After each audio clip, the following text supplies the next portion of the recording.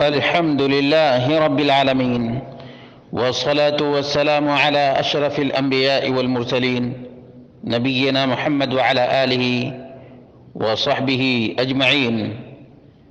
سوال یہ تھا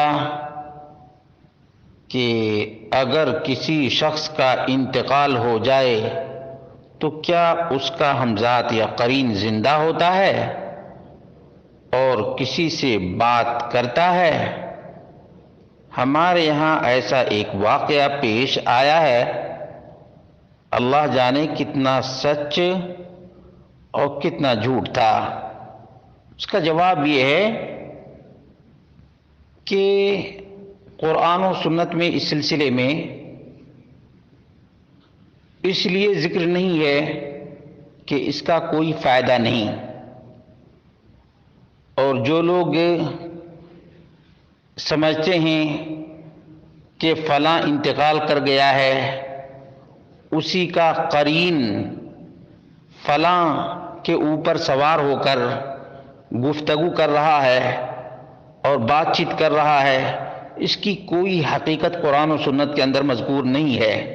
البتہ شیطان کی کارستانیوں میں سے یہ ایک کارنامہ ہوتا ہے کہ میں فلاں ہی ہوں، فلاں کے ساتھ میں رہا کرتا تھا، اور میں فلاں کا بیٹا ہوں یا فلاں کی بیٹی ہوں۔ اس قسم کی بات شیطان کرتا ہے۔ بعض دفعہ لوگ سچ مان لیتے ہیں، حالانکہ یہ شیطان کی فطرت ہے، جھوٹ بولنا، چغل خوری کرنا، جھگڑے لڑائی اور فتنہ اور فساد برپا کرنا، یہ یاد رکھنی چاہیے۔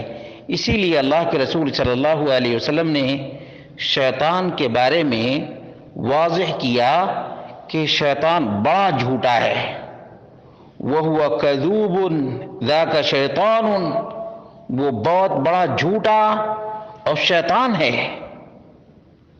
صحیح البخاری حدیث نمبر 3275 ہے۔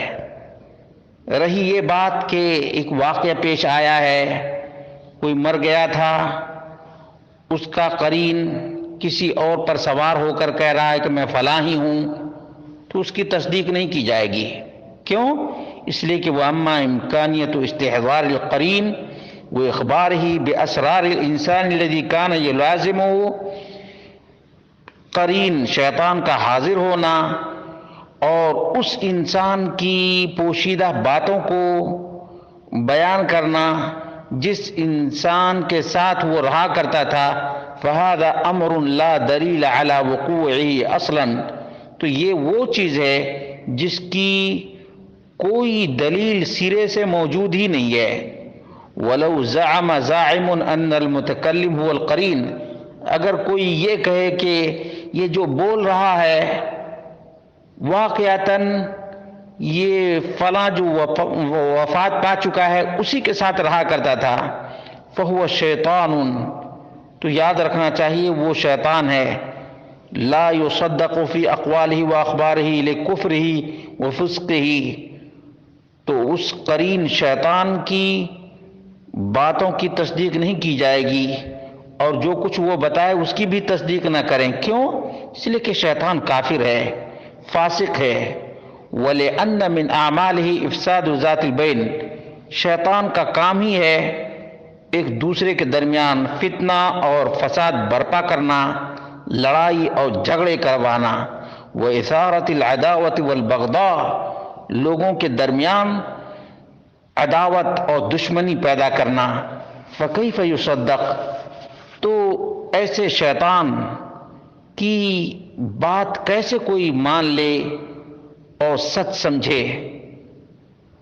وَأَيْضًا كَيْفَ يُصَدَّقُ وَالْأَصْلُ فِي الشَّيَاطِينِ الْكَذِبُ الْمُسْتَمِرُّ، اور دوسری جو اہم بات ہے وہ یہ کہ شیطان کی بات کیسے حق اور سچ مان لی جائے گی جبکہ شیطان ہمیشہ جھوٹ ہی بولتا ہے۔ شیطان ہمیشہ جھوٹ ہی بولتا ہے، اس لیے قسم کھا کر کے بھی بولے کہ میں فلاں کے ساتھ رہا کرتا تھا، میں فلاں ہی ہوں، تب بھی سچ نہیں ماننا چاہیے۔ اور کبھی یہ کہتا ہے کہ ہم کو فلاں نے بھیجا ہے، اگر ہم ایسا تم کو پریشان نہیں کریں گے تو ہمیں فلاں جس نے بھیجا ہے وہ ہم کو مارے گا یا مارے گی۔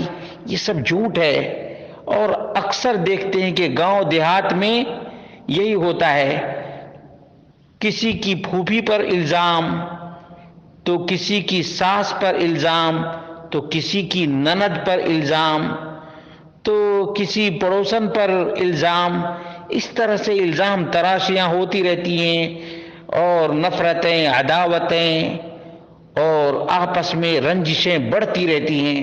یہ سب شیطانی کام ہیں، اس لیے مسلمانوں ہوشیار رہو، خاص طور سے خواتین کو ہوشیار رہنا چاہیے، اذکار کا اہتمام کرنا چاہیے، اور اللہ رب العالمین سے لو لگانا چاہیے۔